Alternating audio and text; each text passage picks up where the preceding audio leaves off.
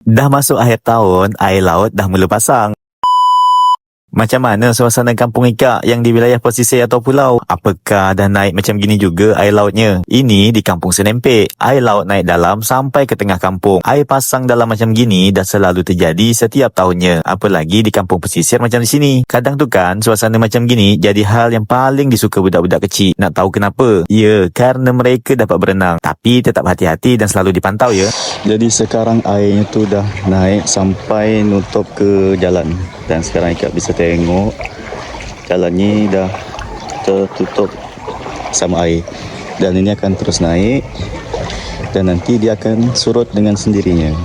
Tengok tu, lapangan bola Senempek dah tak nampak lagi lapangannya. Dah macam kampung ni berdiri atas laut. Kalau ini ni di depan rumah kami, jalannya dah tertutup sama air. Airnya dah masuk ke laman Masjid Senempek dan nanti dia bakal naik lagi ni. Jadi ini ni air laut yang naik ke darat ya. Bahasa kerennya tu banjir rob. Jadi ni Polinda Senempek dan airnya dah mulai dan sikit lagi nak naik ke dalam. Dah di bibir teras ni. Tapi nanti ni siang nanti dia bakal surut dengan sendiri kerana ini adalah air pasang. Macam mana di kampung Ika? Naik air macam gini juga tak?